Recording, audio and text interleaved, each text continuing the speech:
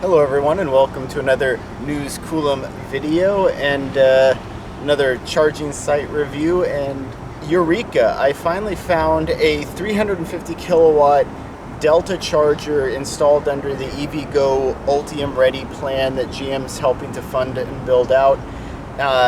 And not only did I find one, I found four. So these ones are all powered on. This site is in Antioch, and it's a little bit older of a site than the one that I had checked out in Fremont on my way down. So all of these chargers look like they're powered up. They're all pretty much look like they're working. There's a Honda over there charging up. There was a Kia at the last stall.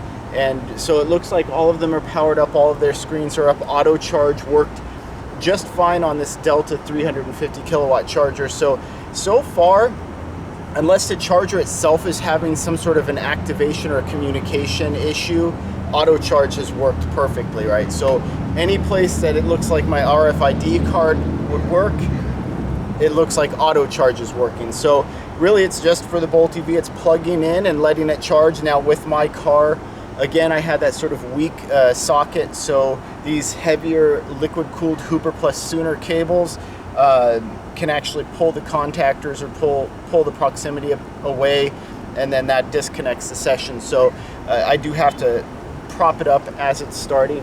One thing, I'm not a huge fan of these Delta chargers in the activation times that they're taking. So I'm hoping that that's maybe something that EVgo and Delta can work on in the future. And I really think there needs to be a bar for these DC fast charger activation times. What would be acceptable to the public, right? And I think something around a 10-second activation time from the moment you plug in, it communicates, checks your authorization and billing, and locks you in and starts to ramp up the charge. That should only be about 10 seconds. And I think that's an expectation that we need to have as consumers. I mean, realistically, yeah, sure, with auto charge, you can just plug in and walk away. But you always want to verify, right? You wouldn't just plug in a gas nozzle and then walk away and hope that the pump starts on its own. So no, we need to make sure that these activation times and interfaces are, a bit snappier.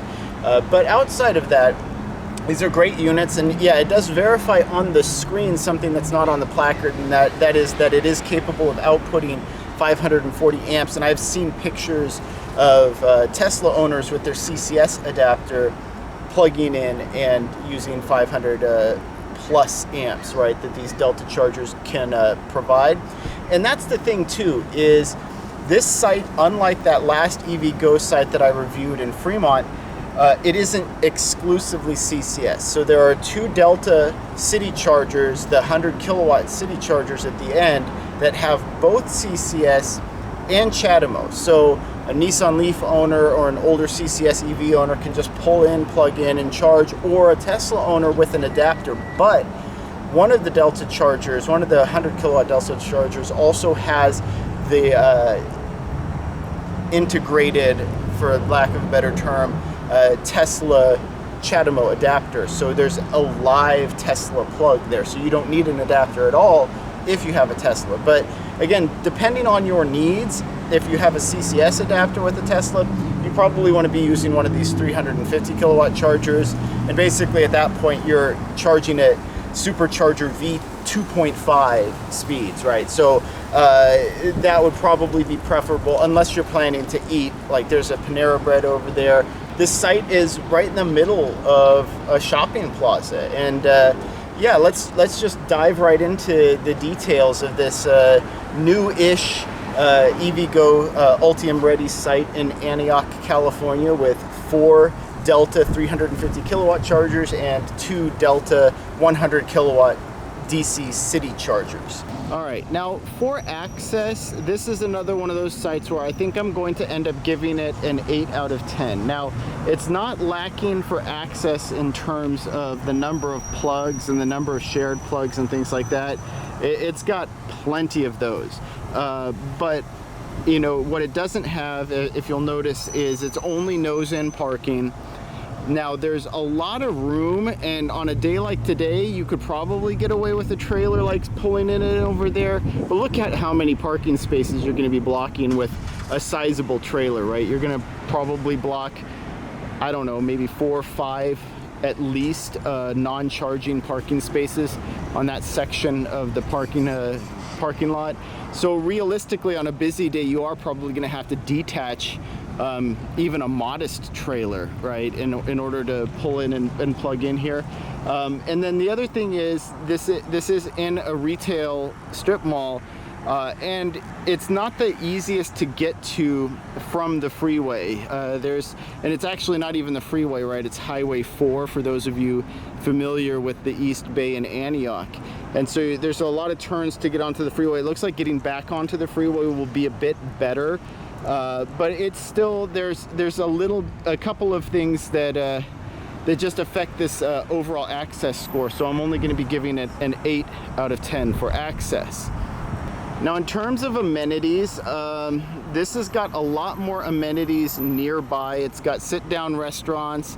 You know, the big things that it's missing right now, it has some shading too, which is okay, and maybe I'll give it, you know, a rounded up half a point partially for that, because there is some decent shade in this parking structure.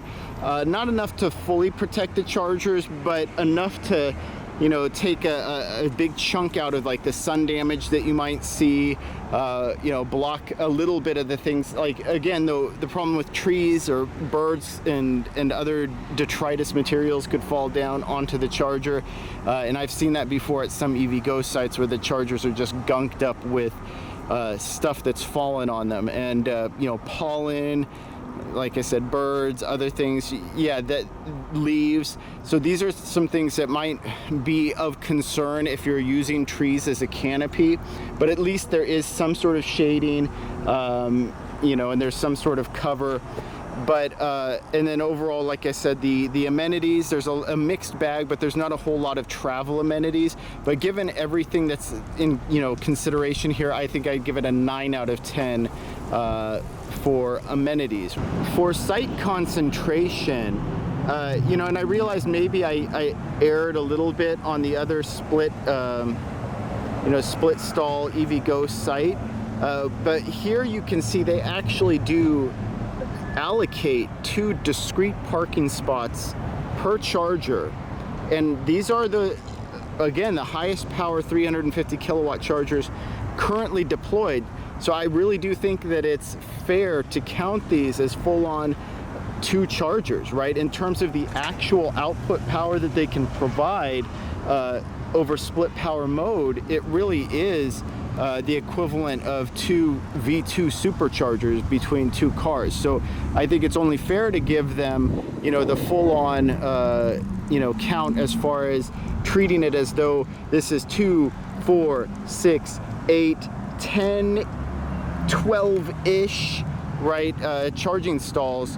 The DC fast chargers, the 100 kilowatt DC city chargers maybe are a little bit suspect in that regard, just because you are splitting 200 amps, and it doesn't really have 4 discrete charging spots for them, though, you know, I feel like you could easily fit an extra spot or 2 there. But all told, if you're going to tell me that you can have 12 active chargers or 12 active charging sessions going on at a time, to me that's a 10 out of 10, easily 10 out of 10 for site concentration. And now in terms of location, just where this charging site is located, I think, again, it's relatively important. We have to remember that this is the East Bay.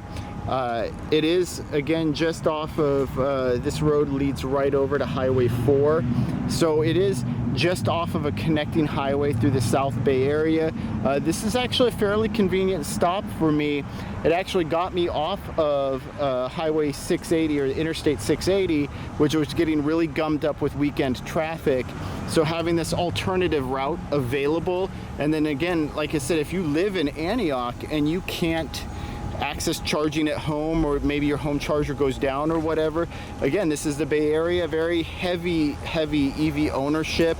There is a supercharger over on, like, I think a block or two over, which is, you know, again, it's overflow, but you don't want to stop at a supercharger and then have to walk over, you know, after you park your Tesla. It would make much more sense, say, if you wanted to eat at Panera Bread or one of the diners or something, just come over here, plug in your 50 kilowatt charger and go eat.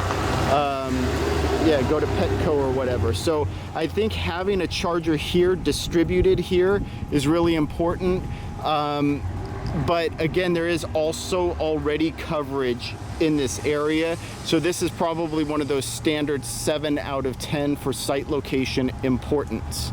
And then for speed, well, it's got this it feels like it's going to be just one of those continuous things that I end up saying now that EVgo is building out these Ultium Ready chargers, and you know, Electrify America is doing their 350 kilowatt charging, because this is the fastest charging, public charging there is currently available, and it's easily a 10 out of 10. Now, you can argue, oh, well, if you're splitting power, it's two 175 kilowatt connections, which aren't the fastest or whatever, but realistically, you're not going to find too many vehicles that can plug in both posts and max out these chargers. So easily 10 out of 10 for charging speed. All right, so there you have it. This is the newer EVgo site here in Antioch, California. Just in terms of the overall site score, so I gave it 44 out of 50. Considering I think I'm a pretty hard grader, that's a good site. And like I said, it would easily, just imagine, 2 full pull-through parking stalls with these 350 kilowatt chargers. This is immediately an A site, right? And this is just an urban support site. This is crazy as it is. This isn't even one of the pilot Flying J sites that's really on those crucial travel corridors that are still sort of lacking in EV charging support. So yeah, I think this site is really good. If this is sort of the average that we can expect from EVgo moving forward, I'm super happy. I'm stoked. And with auto charge, for a lot of the GM EV owners or other EV owners whose automakers have activated auto charge with EVgo, I think this is going to be one of those things where even the activation time that I talk about being a little suspect, if you're on a 8, 10, 12 hour trip and you plug in your charger and it takes 10, 15, 20 seconds longer to activate while you're gathering your stuff and heading off to a store, nobody cares, realistically. But it still would be nice because these charging providers and these chargers are being judged on that. How quickly do you activate, right? So you have the sort of gold standard right now of Tesla and ChargePoint, where they're both around, 10 seconds from the point you plug in to the point you're actually charging. EVgo needs to work with Delta to get that up. Electrify America needs to improve it for them as well. Maybe the interface, we need to make sure that we're seeing a high enough refresh rate with the interface, and we need to make sure that it's supporting a fast enough APM, right, to use a gamer term, where people can actually make multiple actions in a minute and it just quickly responds to them and refreshes the screen. So hopefully they can make those improvements, but I'm super happy. This is a great site. It has a lot of support. It's a lot less controversial than that EVgo site that has zero CHAdeMO support, which I'm not a big fan of. And I mean, EVgo does have some other things they need to work on too, like session fees for non-members and session time limits. Those are things that, in my opinion, need to go away, especially if you're going to start to offer split power, things like that, and then auto charge and things of that nature. You know when the car is there, you know when the car is charging. Just charge people for the power they're using and call it a day. Simplify everything, right? But outside of that, I'm really loving this site. I think it's great. It's a good location, a little bit out of the way. It's not one that I'm going to use frequently, even in my longer trips. But it's just more representative of what I think we can see and expect from EVgo moving forward. Yeah, I'm happy to see it. some slight tweaks, changes here or there, but this is a good site for today's day and age. With the amount of EV ownership and driving and traffic that we're seeing at public chargers, I think this is great. Anyway, I'd love to hear in the comments below what your experiences are, what your thoughts are on EVgo's current build out, what you've seen so far. And if you enjoyed this video, please like and subscribe. It really helps out the channel, and thank you for watching.